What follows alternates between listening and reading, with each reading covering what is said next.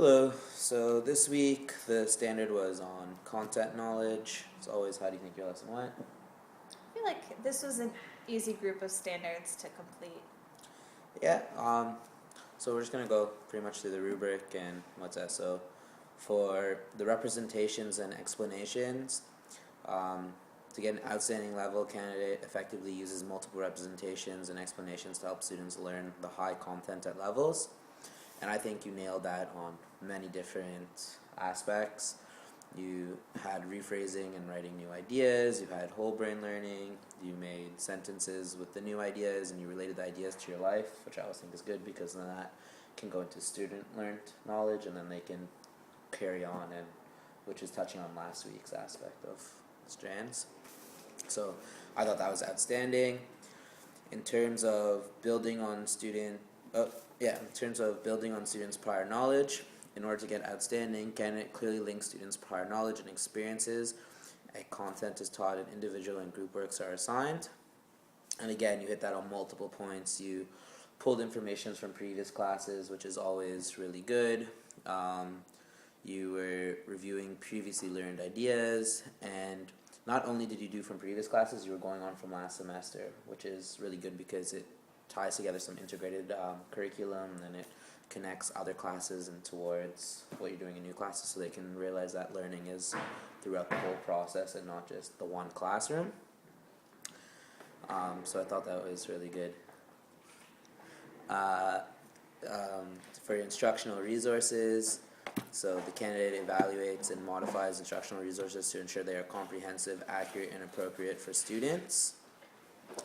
Again, I thought you touched on many points. This was maybe the weaker part of the entire thing, but definitely you had a lot of stuff. So you were rephrasing to make words more level appropriate, seeing what the students already knew on the topic to expand on their knowledge, which is really good. And always, this is probably out of all the points, it was probably the most difficult point to go, because especially like schools' resources are always different, and some students react better to certain resources. But I think you still did a very good job with that. In terms of student misconceptions, so candidate recognizes student misconceptions about the content and redesigns lessons to correct them. I thought you did very well in this.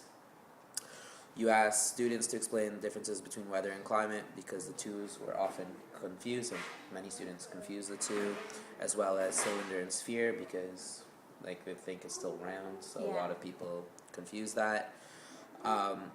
Something that I like, and this is just a suggestion, by no means do you have to do this, but maybe a question box. What's that? So just up at the front of the classroom or at the back of the classroom, and you have papers already there, like a sticky note or something. The students can just write a question that they have, and then you can put it in. So it also gives you maybe some formative assessment in terms of the lesson, but it's without the students. Maybe they're too shy to ask a question, or maybe they don't know how to say the question, and maybe they don't even realize that many other people have that question. So maybe like 3 or 4 people write a similar question in the question box. You could just touch on that in another lesson or something like that. So it can give you formative assessment, but also let you know about how that lesson went and what maybe you need to do in future lessons, and maybe they like something or didn't like it. And the question box can be very vague. So it could be them having a question, it could be what they liked or disliked, and you could even promote like people to put in the question box and stuff like, maybe there's a candy there, like leave a question, take a candy, or something like that. Just depends. Motivate them. Yeah.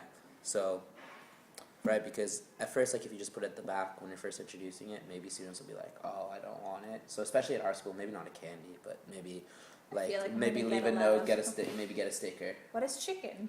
So yeah, so it's like take a note, take a sticker or something like that, and you got to say like they have to write their name, because to avoid the question like maybe a chicken, then you could be like, if you're writing me silly questions, I'm going to take away stickers, right? So it could be both ways.